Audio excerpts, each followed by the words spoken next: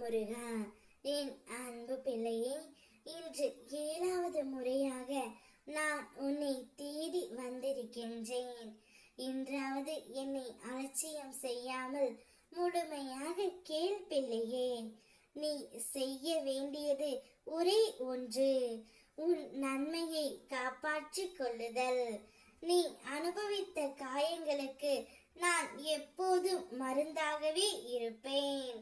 உன்னை வஞ்சித்தவர்களுக்கு என் நீதியே தண்டனையாகும். நீ அமைதியாக என் பாதங்களில் சாய்ந்து விடு. உனக்கு சத்தியம் உரைக்கின்றேன், வினை விதைத்தவன் வினை அறுப்பான். உன் உண்மை ஒரு நாள் ஒளிர்ந்து வெளிப்படும் பிள்ளையே. நீ சந்திக்கும் ஒவ்வொரு தாமதத்திற்கும் ஒவ்வொரு துன்பத்திற்கும் பின்னாலும் என் அருள் நிறைந்த காரணம் இருக்கின்றது. உன்னை நான் இன்னும் காப்பாற்றிக் கொண்டு தான் இருக்கின்றேன். ஏனெனில் உனக்கு முன்பாக வரப்போகும் பாதையில் உன்னால் ஒருவேளை தாங்க முடியாத சோதனைகள் இருக்கலாம். அதற்காகவே நான் உன்னை தடுத்து காத்து நிற்கின்றேன் பிள்ளையே. நீ புரிந்து கொள்ள வேண்டியதை ஒன்றை நான் உன்னை விட்டு விடவில்லை என்று.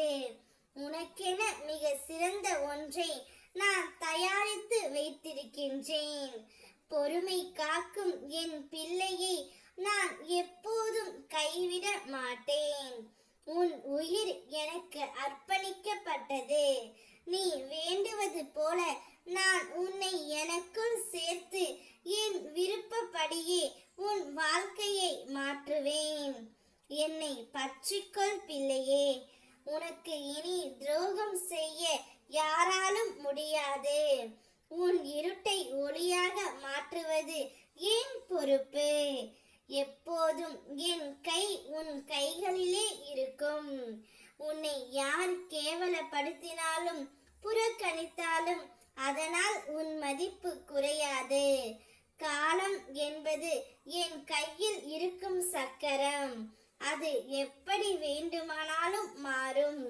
இன்று தனிமையிலும் துன்பத்திலும் இருப்பவர்கள் நாளை உலகையே உலுக்கி நிற்பவர்கள் ஆகிறார்கள்.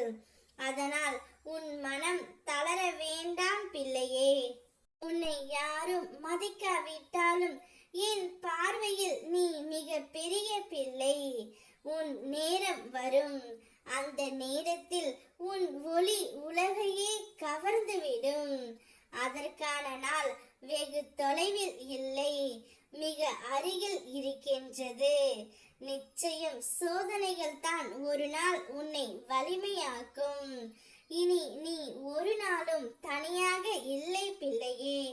என் அருள் உன்னோடு நின்று உன்னை வழி நடத்தும். ஓம் முருகா.